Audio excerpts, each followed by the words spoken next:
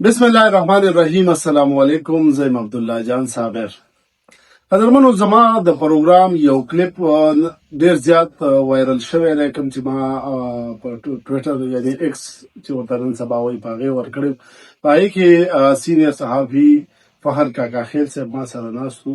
په هغې کې موږ په دې خبره کړې ده چې د پښتون قاتل همیشه پښتون پاتې شوی دی. بیا په هغې باندې ډېرو ملګرو تنقید هم کړی دی. ډېرو ملګرو ما ته پرسنل کې په وټس اپ باندې میسیجز وکړه چې یار دا پښتانه خو بل څوک استعمالوي، نو په هغې باندې ولې خبره نه کوئ؟ کم خلک چې رالګي او پښتانه استعمالوي. نو زه په دې ویډیو کې تاسو ته دا وایم چې پښتانه کومه غلطي کوي چې د هغې د وجې دوی استعمالېږي.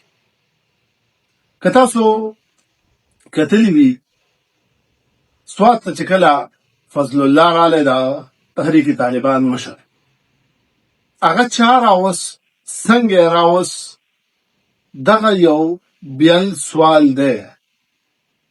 چې هر څوک دي، که هغه د پاکستان آرمي راوست، که ایجنسو راوست، که سی آی ای را موساد NDS راوست، هر چا چې راوستی.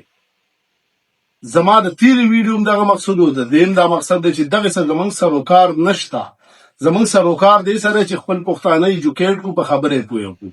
دا فضل الله چې کله سوات ته راغلی، نو د ده دپاره چندې چا کړلې؟ آیا د ملکنډ ډیویژن ښځو نرو دوی د چندې نه وې ورکړې؟ په ریډیو به چې کله ملا فضل الله بیان کوو، نو زموږ دغه پښتنو به ورته جړل نه؟ چې کله د جهاد اواز وکړو، نو زموږ دغه پښتنو ټوپکې نه وې راغستې؟ بیا په بدل کې څوک شو؟ راله در په در څوک شو؟ پښتانه. مړه څوک شو؟ پښتانه. پړه څوک شو؟ پښتانه. زه دا تاسو ته ویل غواړم چې خلک تاسو استعمالوي او تاسو استعمالېدو له ورځئ. د دې نه مخکې که موږ ماضي ته لاړ شو، د جهاد یوه ناره پورته شوه د افغانستان خلاف. پښتنو ټوپک راغستی و چې موږ جنت ته زموږ جهاد کوو.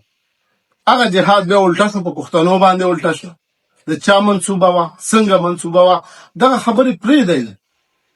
دا عقل راولئ په ځان کې چې ما څوک استعمالوي، زه به نه استعمالېږم. که د مذهب په نومي، که د لسانیت په نومي، که د پیسې دپاره، زه به خپل ځان استعمالېدو له نه ورکړم.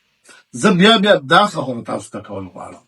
په وزیرستان کې چې کله طالبان راله، په هغې کې ازبک، تاجک، تقریبا د ډېرو قومونو، عربک دا هم پکې وو. هغې ته هلته په کرۍ باندې کورونه چا ورکول؟ موږ پښتنو.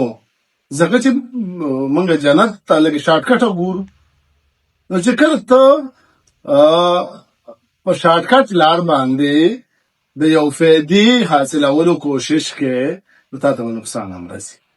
بل بیا دغه طالبانو ته خویندې میندې په رشتو کې چا ورکړي، نکاحګانې ورسره چا وکړي؟ زموږ پښتنو وکړي. زه که دا سیریز ما شروع کړی، دا صرف د دې دپاره چې زما دا پښتانه لږ په خبره پوه شي، لږ دوی ایجوکیټ شي، د چا په خبرو کې نه راځي. سیاسي توګه تاسو وګورئ، هر سړی ما د خپلې نارې سره بوځي او استعمالوي. 14 کاله په دې صوبه کې د PTI د حکومت وشو. یو منصوبه د څوک وایي ده چې دا د ولس د خیر دپاره شوې ده، خو چې کله دردۍ په اسلام آباد کې، نو دا پښتانه ولځي، لرګی د دوی په سري. اوس دا پراجیکټ چا راوړی و؟ تاسو ته پته ده. څوک یې ختموي؟ هغه هم تاسو ته پته ده. د اسټبلیشمنټ جوړ کړی شوی پارټي وه، اسټبلیشمنټ لګیا دی دا پارټي ختموي. خو دې ځای کې ستاسو دماغ کار نه کوي. په مرکز کې عمران خان ناست و، که پنجابی دی، سندھی دی، بلوچی دی، هر یو قوم چې په پاکستان کې آباد دی، ټول زموږ وروڼه دي. هغې کې خپلې فایدې واخیستې. عمران خان کوز شو، شهباز شریف رالی، هغه قومونه ترې خپلې فایدې اخلي، لګیا دي. خو نه، موږ انقلاب دپاره تیار یو.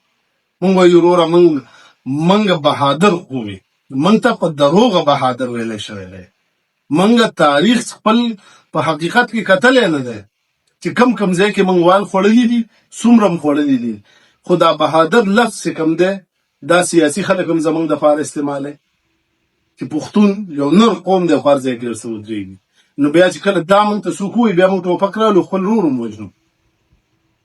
تاسو په دې خبره ولې سوچ نه کوئ؟ تاسو کې هغه وخت کې غیرت ولې نه راځي چې تاسو په خپل بچي ښه تعلیم وکړئ، هغه دپاره ښه مستقبل جوړ کړئ؟ ما ته که یو سړی وایي چې ما سره جهاد له لاړ شه، زه جهاد له نه ځم. زه به جهاد له ځم چې اسلامي اصولو مطابق جهاد فرض شي. ما ته که یو سړی وایي چې ما سره درنۍ له لاړ شه، زه درنۍ له به هله ځم چې ما ته د هغې پیمنټ کوي، پیسې راکوي چې زه خپل کور ته مور پلار له بچو له څه وړم، نو زه به بیا زنده‌باد مرده‌باد نارې وموامه. خو چې دام نه وي، زه مړم شمه او پړم شمه او بیا چې څوک ما ته نصیحت کوي نو هغه هم زما دشمن ښکاري. زه دې ته نه ګورم چې ده دا خبره کړې د څه ویلو غوښتي دي، زما د خیر دپاره په دې کې څه دي. نو که ما تېره ویډیو کړې ده، په دې غرض مې کړې ده چې تاسو پښتانه خلک استعمالوي، ښه ټیک ټاک هم استعمالوي. په هغې کې ځینو ملګرو ما ته دا ویلي دي چې یاره موږ ته ماحول داسې جوړ شي چې موږ استعمال شو. دا ماحول تا ته ولې جوړېږي؟ ته ولې استعمالېږي؟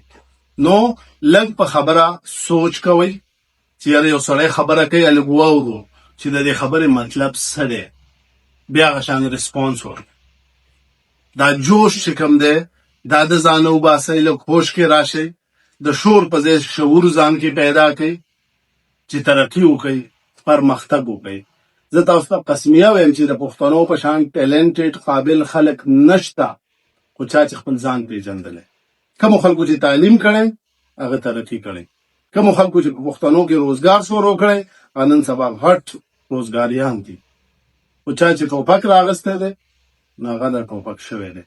نو د پښتون د ترقي یافته کوم خلک چې په دې کې دي د هغې شره کمه ده، او چا سره چې ټوپک دی د هغې شره سیوا ده. په دې وجه پښتون هر ځای کې بدنام هم دی. که موږ دې وخت کې د اسټبلیشمنټ سره جګړه کوو، که د ایجنسو سره جګړه کوو، د چا دپاره؟ د سیاسي لیډرانو دپاره. ما ته د فایده څه ده؟ هر سړی چې درته وایي ما سره انقلاب، درنا، جلسه، پاڅون، دې له لاړ شه، هغه نه اول دا تپوس کوه چې زما ما ته څه فایده ده، زما بچو ته څه فایده ده، زما مور پلار ته څه فایده ده. که دا فایدې پکې نه وي، السلام علیکم، زه دې ته تیار نه یم. دا ستا کار دی. زه تاسو ته قسمیه وایم چې ستاسو په سر باندې موجوده MPs، MNs کیرباو روپۍ وګټلې، ما څه ثبوتونه موجود دي د چا چې پرون هېڅ هم نه و، نن سبا هغه عرب پتیان دي. یو اخره کې یو خبره کوم چې هغه شپه د شپې یو مور لور راله او د PTI د درنې نه د هغې بچی ورک شوی. ما ته وایي چې موږ له دې کې څه منډه ووخت. ما ورته وایي چې ستاسو MPA خو په مردان کې MPAs هم ستاسو دي، MNAs هم ستاسو دي، دوی ته ووایي چې تاسو له منډه ووایي که نه. وایي زمونږ زړه ستړی شه، وایي سم نه کېږي.